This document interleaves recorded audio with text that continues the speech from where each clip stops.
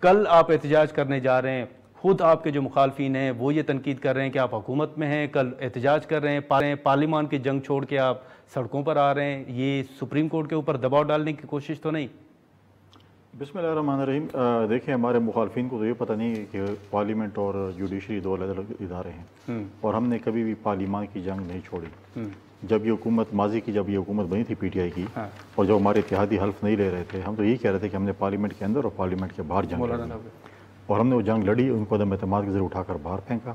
اور ہم نے باہر بھی جنگ لڑی، لانگ مارچ کی صورت میں، دھرنوں کی صورت میں، باقی جماعتوں نے کی۔ کل کیونکہ سپریم کورٹ کا ایک فیصلہ آیا ہے جو کہ ہم سمجھتے ہیں کہ ایک بہت ہی ایک غلط فیصلہ ہے، جب ایک شخص کو جو کہ ایک مجرم تھے، ان کو ریمانڈ میں لیا ہوا تھا نیب نے، اور اس کو وہاں سے اٹھا کر آپ نے پیش کروایا، اور اپنی فرمائش کے مطابق گاڑی بھی دی، اور اپنی فرمائش کے مطابق آج ایک وکیل جو ہمیشہ اپنے آپ کو بڑا مایہ ناز وکیل کہتے ہیں اور جس پارٹی میں ہوتا ہے اس کی کشتی ڈبوتا ہے، اس نے آج انکشاف کیا کہ عمران خان صاحب کے پاس موبائل فون بھی تھا۔ جی، بابر رحمان صاحب نے، آپ نے نام لیا، میں ان کا نام لینا نہیں چاہتا، تو جو ہے وہ فون بھی تھا اور وہ انسٹرکشنز دے رہے تھے۔ اب مجھے بتا بھی یہ کہہ رہے ہیں، کل یہ کہہ رہے ہیں، میں چیف جسٹس صاحب سے سوال کرتا ہوں، کیا کبھی آپ نے بھی کسی بھی مجرم کو ویلکم کیا ہے یا اس کو گڈ لک ہے؟ کہ ایک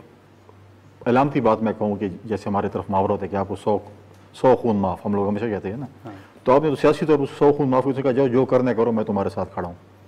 بس نہیں چلا تھا کہ وہ نوٹیفیکیشن کر دیتے کہ جی آج کے بعد تاحیات وزیر اعظم بن گئے آپ۔ مطلب میں تو کم از کم کل سے یہی کہہ رہا ہوں کہ یہ جو ہے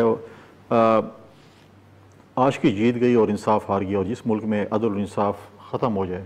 وہ معاشرہ جو میں سمجھتا ہوں کہ زوال پذیر ہوتا ہے، بڑے افسوس سے کہنا پڑتا ہے۔